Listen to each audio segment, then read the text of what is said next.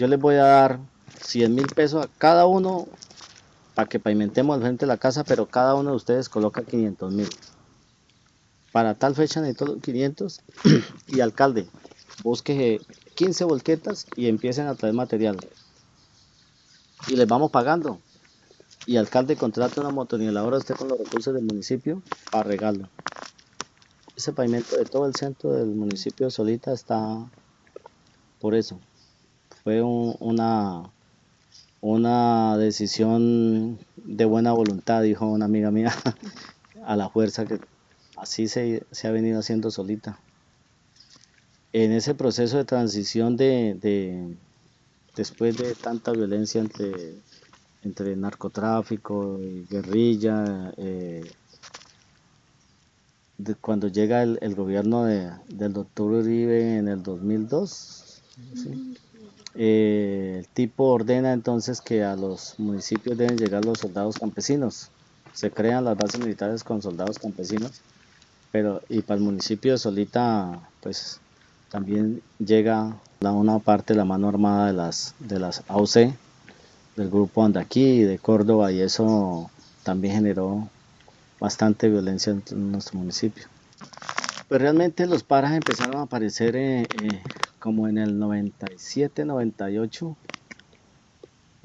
como 98, 99 empezaron a aparecer en el kilómetro 20, vía Valparaíso Morelia, los mal llamados Águilas Negras, en su época ahí, y mandaban razones que este fin de semana vamos a ir, que este fin de semana sí vamos a ir. Eh, si no recuerdo, para un 31 de diciembre del 98, o mejor dicho, para el 1 de enero del 99, todo el mundo estaba, todo el mundo estaba en paseo de Año Nuevo. Pero antes de eso, ya habían habido dos ocasiones en ese diciembre en que los paramilitares habían enviado razón de que ya venían y que venían dos camiones llenos de ataúdes porque venían a matar un poco de gente y todo eso causaba terror. Y yo siendo inspector, en uno de esos supuestos avisos, con un poco de amigos nos cruzamos al otro lado a la finca de doña Marina Duarte. Nos quedamos allá con carpas, armamos unas carpitas y nos quedamos. Fue mucho más aterrador cuando amaneció. Eso fue que nos pasamos como a las 9, 10 de la noche, fue mucho más aterrador.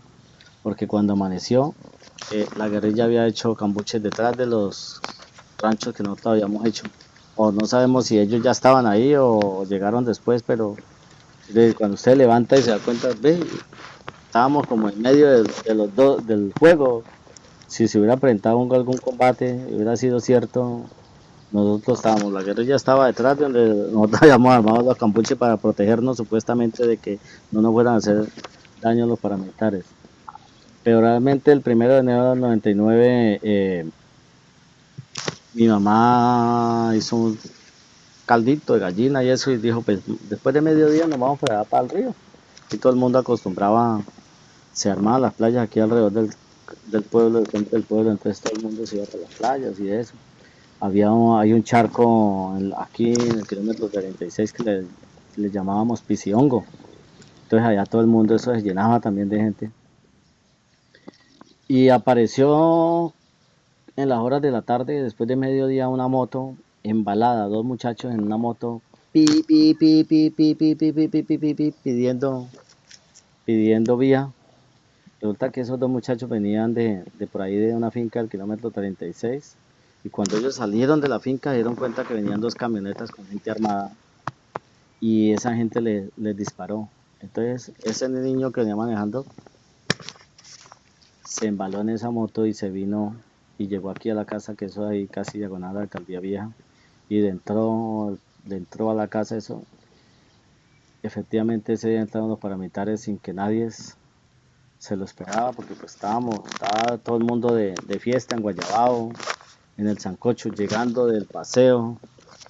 Así entraron los paramilitares. Ese día en una de esas camionetas, una 4x4, hay derecho de la alcaldía. Una de esas camionetas pasó derecho y cayó al río. Cayó a las canoas, cayó al río.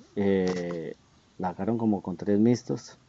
las otras se voltearon hacia la alcaldía vieja y así poblaron. Después en otros camiones venía más gente y poblaron, encerraron todo el pueblo y empezaron a sacar a todo el mundo al parque principal, al polideportivo del centro, que en ese tiempo pues, no estaba cubierto, y ahí fue la reunión. El tipo habló ahí, dijo que no iba a matar a nadie, es que ellos venían en son de paz, que efectivamente los que tuvieran que ver con la guerrilla, pues entonces que se fueran del pueblo, que ellos lo que querían era recuperar la zona. Y de ahí para acá empezaron como se fueron y después fueron entrando poco a poco. Cuando ya entró el ejército, después ellos entraron y se ubicaron en diferentes casas de aquí del casco urbano. Entraban a determinadas casas, que esta casa es de alguna persona que ellos sabían que tenía familia en la guerrilla al otro lado, entonces venían y decían, desocupe, hijo, si no quiere morirse en esta casa, y ellos se adueñaban de esas casas. Yo recuerdo, por allá hay una familia que a papá y mamá, como donde está la Virgen, eso era un filo, papá y mamá los arrollaron ahí, les pusieron un arma en la boca y los mataron de una manera vil porque los niños estaban ahí mirando, es decir, como cuatro o cinco niños y niñas ahí mirando y en presencia de todo el mundo y pues la impotencia de no poder hacer nada. Entonces esa violencia fue una cosa muy marcada. Varios líderes desaparecieron en su época, unos por pelear por los derechos de la gente, por organizar. Aquí pudimos, muy curioso, primero aquí a Freddy Molina, un amigo y estudiante que después se volvió comerciante, a él lo secuestró la guerrilla. Se hizo varias campañas y se fue y se habló con la guerrilla, se rescató, después los paramilitares también lo querían matar, se fue para Pitalito y pues ya murió en un accidente de esos. Entonces, pero muchos líderes acá, muchos se fueron y otros están aquí en Santa Ana. Santa Ana se llama el cementerio. Los que pudimos rescatar por lo menos los cadáveres y los que no, pues esta es la época que no se sabe nada. Por ejemplo, el secretario de gobierno de la época, que era Diógenes Valencia, eh, desapareció el 5 de junio, el 9 de junio del 99. Lo bajaron los paramilitares en el sitio conocido como El Asadero, entre Morelia y Valparaíso. Esta es la época y se desconoce qué pasó, si lo mataron, si lo secuestraron, si lo llevaron. Él era amigo y él fue el que convenció a mi mamá de que me metiera a trabajar en la administración. Él fue el que le dijo, él primero me dijo a mí que quería ser inspector. Yo le dije que no, que yo no quería trabajar en eso, que yo tenía que irme a pagar servicio. Y él fue y habló con mi mamá y mi papá y dijo, no, deme todos los datos, deme la fotocopia de la cédula y yo le hago el nombramiento. Así fue y después al tipo, casi al año y medio, lo desaparecieron. Y esa violencia, con eso de los paramilitares y del ejército aquí en el casco urbano, pues entonces el 5 de junio del 2000, pues nos mataron al segundo alcalde por elección popular, a don Luis Carlos Caro. Entonces, Solita ha puesto, digamos que mucha sangre dentro de este conflicto, de la cual hoy ya para decir que hoy Solita de verdad es un paraíso, ha cambiado mucho.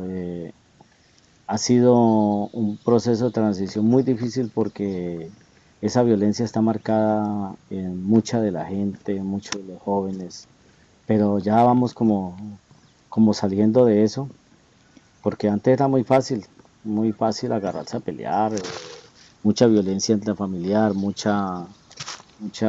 es decir, mucha agresión realmente usted miraba entre los jóvenes.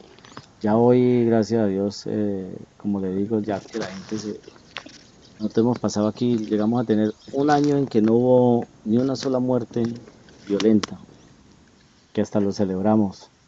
Después de ser uno de los municipios más violentos del país, que se producía tanta coca todo y tanta prostitución, yo digo que llegar a eso en un año eso es una cosa inmensa. Entonces, Solita hoy eh, vive, podemos decir que vive de la ganadería después de que vivió de la coca. Entonces, ese es un gran paso. Usted aquí por donde salía había coca. Pasaba la quebrada, había coca, al otro lado pues Putumayo, pero había coca, salía para cualquier vereda, usted encontraba las carreteras rurales pasaban por medio de los cultivos y al lado de los cultivos pues estaban los laboratorios donde se procesaba y todo el mundo sabíamos de eso. Yo fui ayudante de laboratorio, fui raspachín, limpié, fumigué. Entonces, quien no vivió en su época de eso es porque yo digo, no vivía en Solita. Todo el mundo bueno, muchos de ellos o muchos pocos porque eran cristianos, ¿no? Y muchos de los cristianos, cuando la iglesia cristiana de ahí del centro estaba, pues ellos eran muy poquitos, pero que son como los que, pero muchos de los que están ahí, antes de estar en esa iglesia, yo los conocí como raspachines, los conocí como gente que compraba, que vendía, que producía. Entonces, son procesos y son transiciones que se dan incluso en la vida de uno y hoy están allá en un mejor camino, un mejor ejemplo de vida para todos, pero yo por eso me atrevo a decir que todos tuvimos que ver de una u otra manera con ese proceso del cultivo de la coca, de la transición, del conflicto, el mismo conflicto, porque es decir, no hacíamos nada, no nos podíamos levantar porque el que se levantara en contra de la guerrilla o de los narcos o después de los paramilitares, pues ya estábamos. Decía un amigo, y dice, todavía vive aquí, nos estábamos ganando una lápida y quién sabe si no una desaparición. Era muy complicado, en la época era muy complicado. eh, por eso le cuento que salir nomás de aquí, que mi hijo se enfrentara a eso de que miraba más guerrilla por allá cuando realmente era la fuerza pública, los niños se criaron con eso, y mucho. Yo diría que por ahí el 70% de la población de este pueblo en algún momento tuvieron hijos vinculados a la guerra, sea a los paramilitares o a la guerrilla. Porque como era, es decir, Solita hoy día incluso no tiene nada que ofrecerle a los jóvenes. Además del estudio de primaria a 11, al bachiller, aquí hay dos escuelitas, una escuela de danzas y hay una escuela de música que ha venido con tropiezos, pero uno mira, no tenemos nada más que ofrecerle. Y para la época pues era más difícil, es decir, eh, si yo que no fui amante al dinero, por decirlo así, me iba los fines de semana con tal de gastarle a mis compañeros lo del recreo, llegué a ser raspachín y pude haber sido incluso hasta miembro de la guerrilla porque en su momento cuando yo salí del colegio en 11 entonces yo fui personal estudiantil y fui de esos revoltosos, de esos peleones y que salía a las calles y llegamos a armar revueltas en que había un rector que logramos hacerlo sacar porque por unos manejos y fuimos a la gobernación y eso. Entonces, un tipo de eso se fijó como en mí alguna vez, o una vez no, en reiteradas ocasiones me invitó a que hiciera parte de la guerrilla. Yo supe que fue tener que me entregaran una pistola, 5 millones y 12 muchachos que ese era mi futuro y que porque yo podía ayudarle a Colombia y que